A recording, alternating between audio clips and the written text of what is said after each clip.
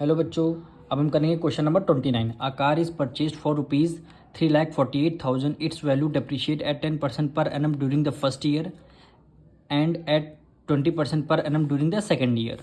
What will be its value after 2 years. क्या कह रहा है, एक इन्होंने कार परचेज किया है, उसका डेप्रिशिएट वैल्यू 10% पर एनम है फर्स्ट ईयर में, और सेकेंड ईयर में भी डेप्रिशिएट वैल्यू है 20% पर एनम।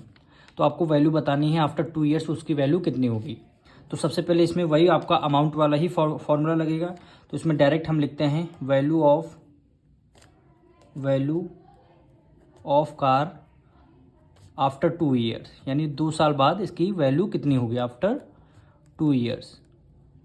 सेम इसमें फॉर्मूला वही अमाउंट वाला ही फॉर्मूला लगेगा, यानी क्या है, equal to principal 1 minus R1/100, यानी रेट 1/100, और क्योंकि डेप्रिशिएट वैल्यू है इसलिए माइनस का साइन लगेगा, और सेकंड में भी यही लगेगा, यानी 1 माइनस R2/100, यही फॉर्मूला लगेगा। अब प्रिंसिपल आपको कितना गिवन है, 3,48,000, यानी 3,48,000 आपको प्रिंसिपल गिवन है।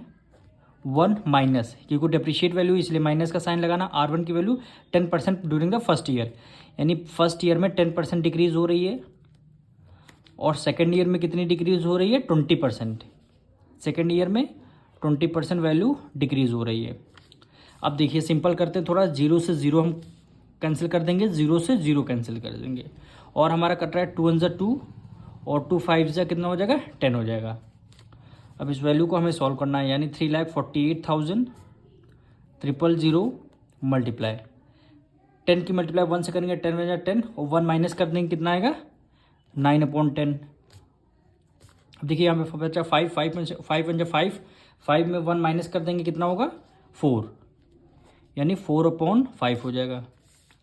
और 1 0 से 1 0 आपने कैंसिल कर दिया। अब बचा का यहाँ पे 5। अब 5 को 348 से हम डिवाइड दे देंगे, यानी यहाँ पे डिवीज़न मेथड से हम करते हैं 348, और कितने डबल ज़ीरो हैं, तो डबल ज़ीरो से हम इसको डायरेक्ट डिवाइड दे रहे हैं, यानी 5 6 30, 5 6 30 हो गया।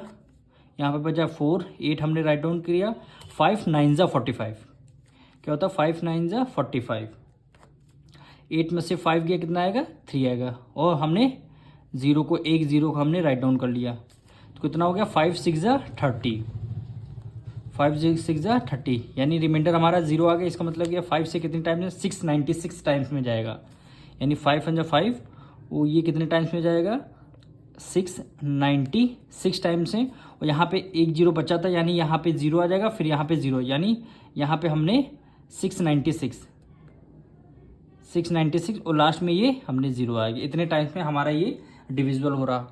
अब न्यूमरेटर से न्यूमरेटर में सारी मल्टीप्लाई कर लेंगे, यानी क्या हो गया, 696 0 मल्टीप्लाई 9 4 कितना होता है, 36 से मल्टीप्लाई करना है। अब 696 की आपको 36 से जब हम मल्टीप्लाई करेंगे, तो आप मल्टीप्लाई करके आप लोग देख लीजिएगा, इसका आंसर आएगा रुपीज़, यानी रुपीज़ 25056 और 0, यानी कितना आएगा, 2,50,560 रुपीज़। इतना 2 साल बाद इसका अमाउंट कार का वैल्यू बचेगी, यानी 2 ईयर्स के बाद वैल्यू आपकी ये बचेगी। अब मिलेंगे नेक्स्ट वीडियो में।